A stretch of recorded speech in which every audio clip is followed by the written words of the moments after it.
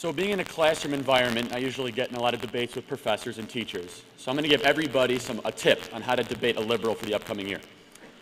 If they ever say liberalism works, just look at Illinois.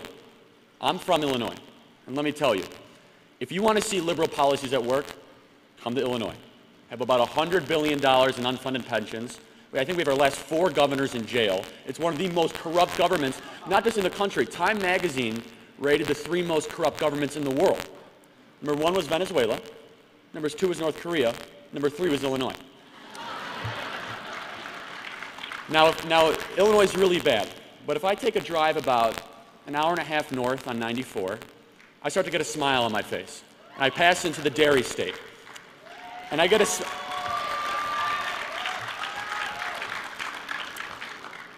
smile because I know I'm in a state that has a leader.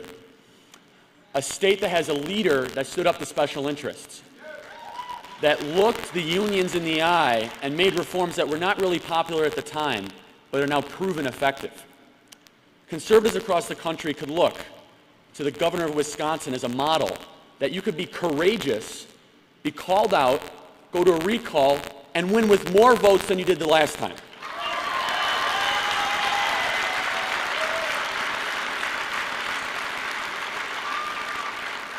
As a student, we need more leaders like Scott Walker. And as conservatives, we need to promote people like Scott Walker to run for office and encourage them to continue. Ladies and gentlemen, I am honored to introduce Governor Scott Walker. Get on your feet. Thank you so much.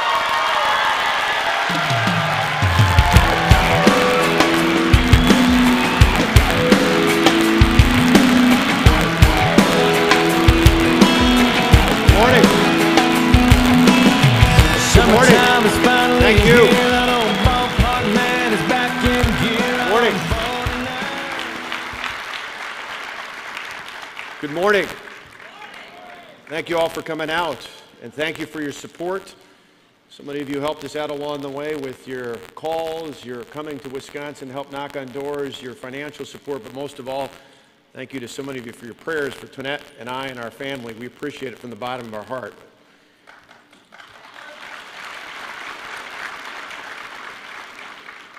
We should all remember that the federal government did not create the states. The states created the federal government.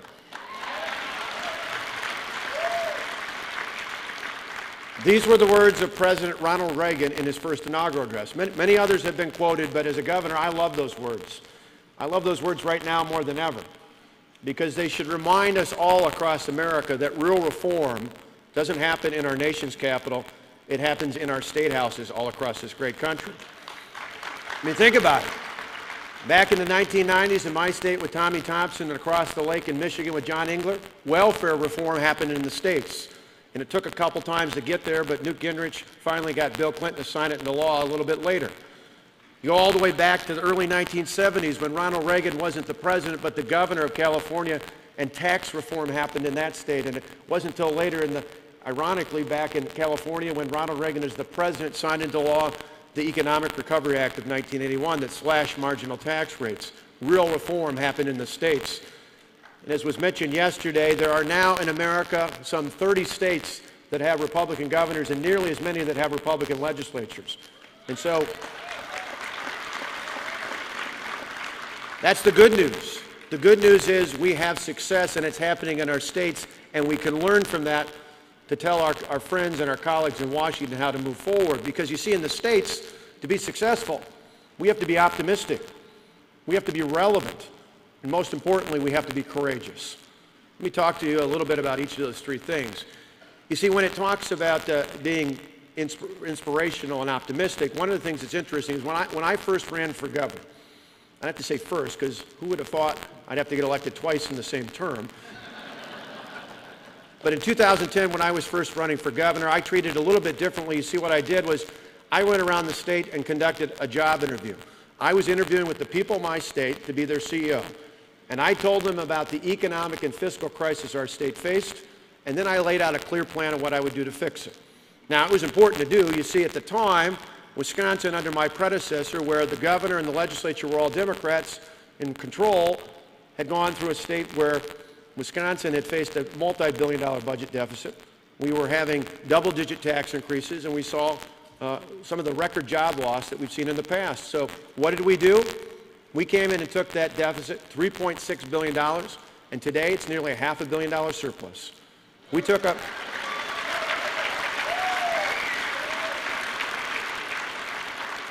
a state where taxes had gone up, and we not only lowered the overall tax burden for the first time in years, property taxes on a median value home have actually gone down in each of the last 2 years. And when it comes to jobs, under my predecessor's term, Wisconsin had lost 133,000 jobs. And back in 2010, a survey of employers in the state showed that just 10% of our employers thought we were heading in the right direction. Well, today, we're gaining jobs, and 93% of our employers say Wisconsin is heading in the right direction. We can lead with an optimistic message.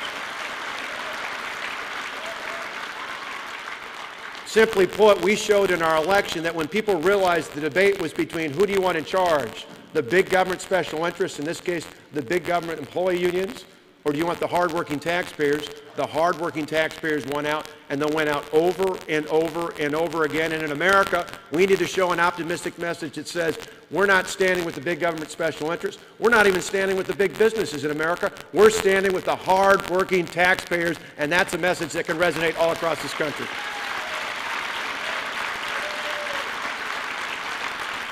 Now, in addition to being optimistic, we need to be relevant. Now, what do I mean by that? Well, all too often in politics, we talk in phrases like sequesters and debt limits and fiscal cliffs. I don't know about all of you, but the people I talk to in Wisconsin, they talk to me about things like, is my neighbor down the block who's been out of work for 6 months going to be able to find a job? Is my son or daughter who's a year out from graduating from college going to be able to find a job in our state, in our community, and stay here? Are my grandkids going to be able to afford the debts that are being passed on to them by our federal government? And for many, the question is simply put, will my schools perform to the ability that my kids can get a great education? That's one of the challenges we took on, and it's one of the things that's important to be relevant. You see, it's interesting. A couple of years ago, before I was governor, there was a young woman named Miss Sampson in Wisconsin, in a community called Milwaukee, where the Milwaukee public schools are some of the most challenged in the country. And this young woman was a teacher, first-year teacher, who was named the Outstanding Teacher of the Year. She got notice about that, and about a week and a half later, she got a second notice. You know what that notice was? She's been laid off. She was being laid off. You see, under my predecessor, they cut funding for education, but they didn't give them anything in return to make up for that. So what happened? When you have less money in those situations, even though she was named one of the best teachers in the state in her profession, what happened to her? She was one of the first to be laid off. Why?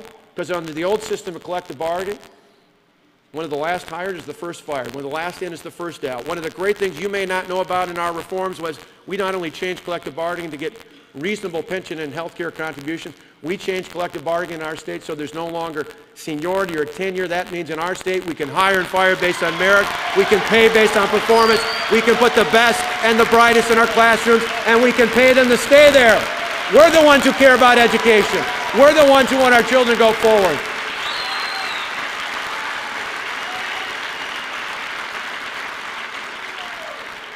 You see, that's about being relevant, And sometimes we concede the argument to the other side. We're the ones who care about fixing things. We're the ones who actually care about putting more money in the classroom. You know, not only did we change seniority and tenure, we changed things so that our school districts could actually bid out their health insurance. And they're saving tens of millions of dollars. That's money that goes right back into the classroom. In America, we need to talk about things that are relevant to where people are, and then we need to provide solutions to do that. So we need to be optimistic and we need to be relevant, but most importantly, we need to be courageous. Now, hopefully we showed a little bit of how to do that in Wisconsin when it came not just to collective bargaining reform, but budgetary reform, and even education reform. But one of the things I hope to tackle in the coming year in our state, and hopefully encourage others to do in states across America, and maybe encourage a few more in our nation's capital to do, and that's entitlement reform. Or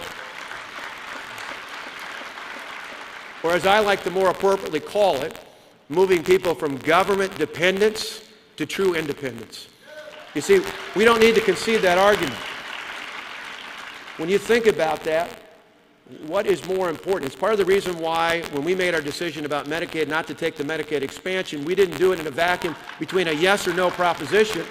Because in my state, I said, I want to reduce the number of people who are uninsured, but I also want to reduce the number of people who are on Medicaid.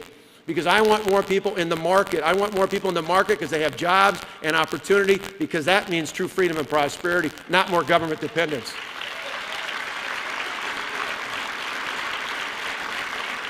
And we didn't just do it with Medicaid. We've done it with unemployment benefits. We require people to go out and look for work more than they had in the past. But probably one of the best examples is something we've just initiated. You see, in Wisconsin, we were one of the 46 states up until last year that had a waiver from the federal government for able-bodied adults who are on getting food stamps to not have a requirement to work or be involved in employment training. Think about that. Nearly every state in America, people are getting food stamps who are able-bodied citizens, not elderly, without children, able-bodied adults who don't have to be required to either look for work or be in a position where they're getting trained to be prepared for work. Now, I changed all that. And I said, if you're in Wisconsin and you're able-bodied, there's about 75,000 people in this category. If you want to get food stamps, you either have to work or you got to be signed up for employment training so you can get a job when a job becomes available.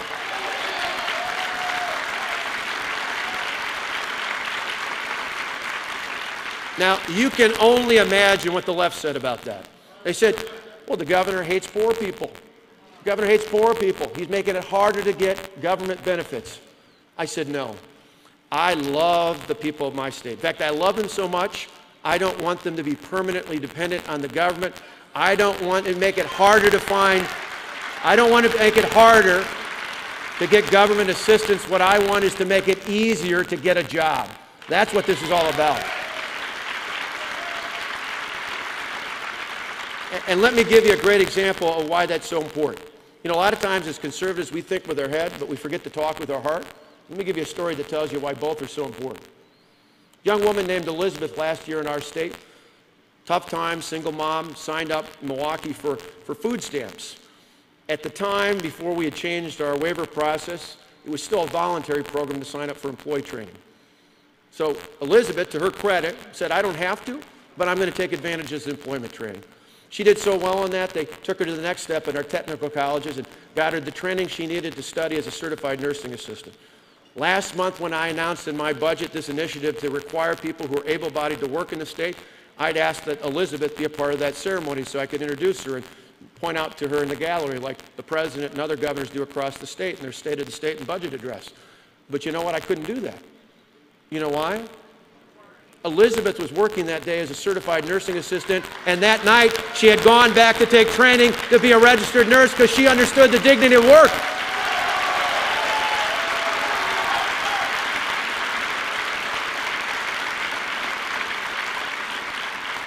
You see, as conservatives, we shouldn't take a back seat to anybody. We have a moral cause. It's not just about balancing budgets. It's not just about getting the economy going again. What we stand for is not about taking things away from people. That's the other side. You know, this president and his allies measure success in government by how many people are dependent on the government. We measure success in government by just the opposite. By how many people are no longer dependent on the government, not because we've kicked them out to the street, not because we pushed them out to the curb, because we understand in this country that the true way to live the American dream is not to grow up someday and dream big about being dependent on the government. It's about empowering people through the dignity of work to control their own destiny through the benefits of a job in the private sector that brings true freedom and prosperity.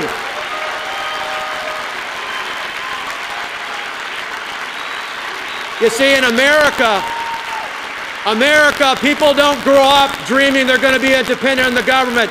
In America, people don't come to this country as immigrants because someday they want to become dependent on the government. In America, they live the American dream where if you work hard and you get a good education and you pass it on to future generations, they can live the life of true freedom and prosperity. That comes through true independence and not dependence on the government. It is precisely why in America, we take a day off and celebrate the 4th of July and not the 15th of April.